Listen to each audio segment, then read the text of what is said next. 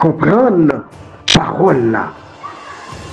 Comprendre parole là, sommes frères, amis auditeurs, auditrices, téléspectateurs, téléspectatrices, RTNSO. C'est une belle émission. Nous mettons pour nous entrer la caillou chaque jour, de façon pour nous-mêmes avec nous méditer sur le texte que l'Église qui c'est maman nous propose nous chaque jour. Jeudi, si c'est 23 mai 2025 là, l'Église a proposé nous dans la première lecture là pour nous lire Actes des Apôtres chapitre 15 verset 22 à 31.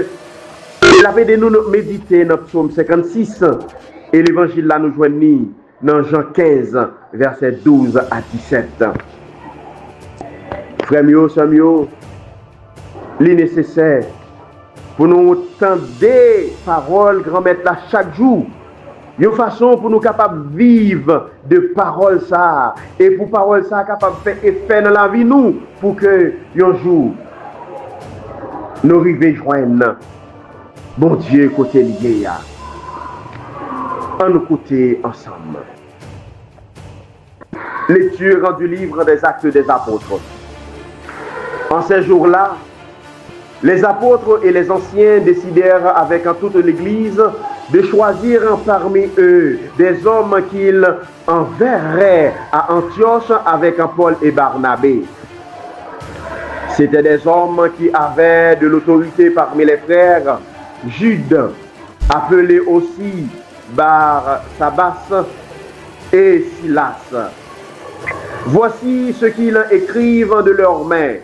Les apôtres et les anciens, vos frères, aux frères issus des nations qui résident à Antioche, en Syrie et en Cilicie, salut.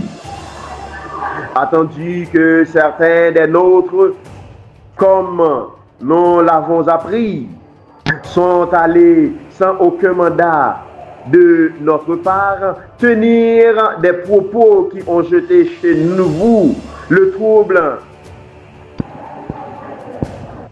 et le désarroi.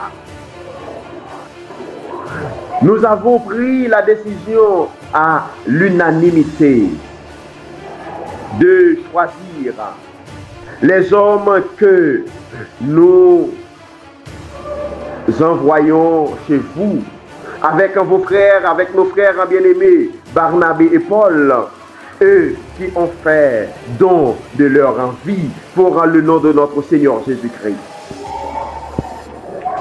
Nous vous envoyons donc Jude et Silas, qui vous confirmeront de vivre voir ce qui suit.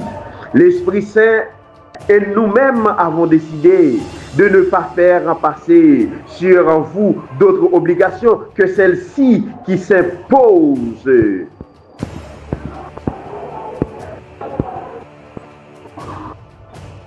Vous abstenir les viandes offertes en sacrifice aux idoles, du sang, des viandes non saignées et des unions illégitimes. Vous agirez bien si vous gardez de tout cela bon courage. On laissa donc partir les délégués et ceux-ci descendirent alors à Antioche. Ayant réuni la multitude des disciples, ils remirent la dette à la lecture sans se réjouir du réconfort qu'elle apportait. Parole du Seigneur. Nous rendons grâce à Dieu. Je te rendrai grâce parmi les peuples, Seigneur. Mon cœur est prêt, mon Dieu, mon cœur est prêt. Je veux chanter, jouer des hymnes. Éveille-toi à ma gloire. Éveillez-vous, harpe et sitar, que j'éveille l'aurore. Je te rendrai grâce parmi les peuples, Seigneur. Je te rendrai grâce parmi les peuples, Seigneur, et jouer mes hymnes en tout pays. Ton amour est plus grand que les cieux, ta vérité est plus haute que les nuits. Dieu, lève-toi sur les cieux, que ta gloire domine la terre. Je te rendrai grâce parmi les peuples, Seigneur. Évangile de Jésus-Christ selon Saint Jean. En ce temps-là, Jésus disait à ses disciples, « Mon commandement, le voici. Aimez-vous les uns les autres comme je vous ai aimés. Il n'y a pas de plus grand amour que de donner sa vie pour ceux qu'on aime. Vous êtes mes amis si vous faites ce que je vous commande. Je ne vous appelle plus serviteur, car le serviteur ne sait pas ce que fait son maître. Je vous appelle mes amis, car tout ce que j'ai entendu de mon Père, je vous l'ai fait connaître. Ce n'est pas vous qui m'avez choisi, c'est moi qui vous ai choisi et établi afin que vous alliez, que vous portiez du fruit et que votre fruit demeure. Alors tout ce que vous demanderez au Père en mon nom, il vous le donnera. Voici ce que je vous demande, je vous commande, c'est de vous aimer les uns les autres. Acclamons la parole du Seigneur. Nous rendons grâce à Dieu. Frère Samuel, après nous finissons de trois lectures, ça y est, on nous entendait qui ça? Pape François te dit nous sous péricope l'évangile ça, côté que il te fait une homélie en 2014, le 12 juin 2014, sous parole ça.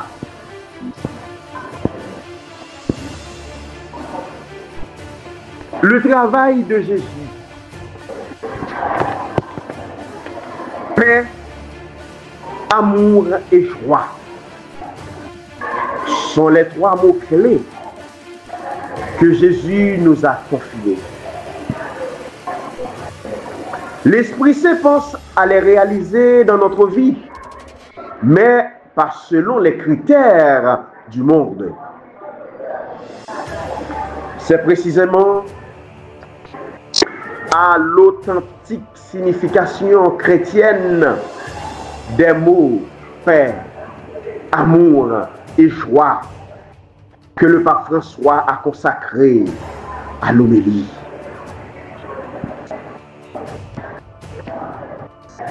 Jésus, dans son discours de congé, pendant les derniers jours avant de partir au ciel, a parlé de nombreuses choses, mais toujours autour du même point, représenté par trois mots-clés: paix, amour et joie. Sur le premier, a rappelé le pape, nous avons déjà réfléchi pendant la messe du jour, en convenant que le Seigneur ne nous donne pas une paix comme il la donne au monde. Il nous donne une autre paix. Une paix pour toujours. En ce qui concerne le deuxième mot-clé, amour, Jésus avait dit de nombreuses fois que le commandement est d'aimer Dieu et d'aimer son prochain. Mais dans le passage évangélique proposé par la liturgie du jour, donc dans Jean 15, 12, 17, Jésus dit une chose nouvelle sur l'amour. Non seulement aimer, mais rester dans mon amour.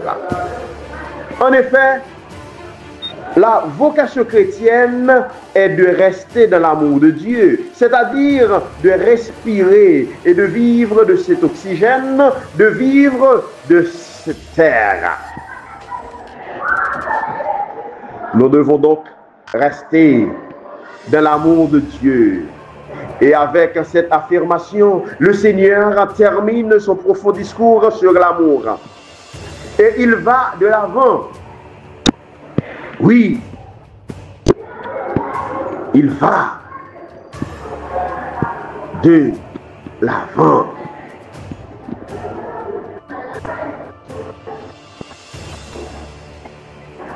Mais comment est cet amour de Dieu?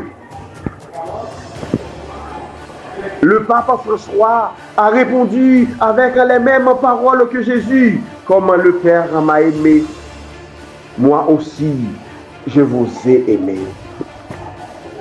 C'est donc un amour qui vient du Père. Et comment restons dans l'amour? Conserver les commandements est le signe que nous restons dans l'amour de Jésus. Et c'est une belle chose que cela. Je suis les commandements dans ma vie. Le troisième mot indiqué par le pape est joie. La joie est le signe du chrétien. Un chrétien qui est sans joie n'est pas chrétien, ou bien il est malade. Sa joie, sa santé chrétienne ne va pas bien. Et une fois, j'ai dit qu'il y avait des chrétiens avec des visages de piment au vinaigre, toujours avec le visage rouge, et même leur âme est ainsi. Et cela est un mal. Ceux-là ne sont pas chrétiens, car un chrétien sans joie n'est pas chrétien. Pour le chrétien, en effet, la joie est présente également dans la douleur, dans les difficultés, même dans les persécutions. À cet égard, le pape a invité à considérer les martyrs des premiers siècles. Trois mots-clés. Donc, en paix, amour et joie. Il faut donc en comprendre jusqu'au bout la signification véritable. Ils ne viennent pas en effet du monde, mais du Père. C'est l'Esprit qui fait cette paix, qui fait cet amour, qui vient du Père, qui fait l'amour entre le Père et le Fils, et qui ensuite vient à nous, qui nous donne la joie. C'était la réflexion de notre feu bien-aimé, le Papa. Chers frères mieux, amis auditeurs, auditrices, téléspectateurs, téléspectatrices RTNS, après nous finissons de Pape François dans Péricope Évangile, journée jodia, qui c'est vendredi et 23 mai 2025 là, on est à ce moment pour nous écouter homélie révérend Père Étienne Némi qui est fait sous Péricope Évangile Jean 15, 12, 17 là. Il y a quelques jours, Jésus nous parlait des fruits que nous produirons si nous demeurons en lui. Et le fruit le plus beau de notre attachement à Jésus, c'est un fruit d'amour. Et depuis hier, nous parlons d'amour. Aujourd'hui, nous parlerons du lien fort qu'il y a entre l'amour et le sacrifice. Il n'y a pas de plus grand amour que de donner sa vie pour ceux qu'on aime. Vous êtes mes amis si vous faites ce que je vous commande. Jésus nous parle de l'amour comme sacrifice. Il est vrai, de prime abord, parler d'amour ne renvoie pas au sacrifice, au contraire. Et aimer, c'est souvent par rapport au bien que l'on ressent. L'amour, c'est ce qui nous fait du bien. qui nous est agréable, ce qui nous satisfait. Ainsi, les époux ne se marient pas d'abord parce qu'ils cherchent à se sacrifier, mais bien qu'ils s'y sentent bien parce que ça leur en fait du bien, parce qu'ils sont satisfaits l'un de l'autre. On aime manger ce qui nous fait du bien. On aime les lieux où l'on se sent bien. Mais Jésus vient bouleverser notre façon de percevoir l'amour.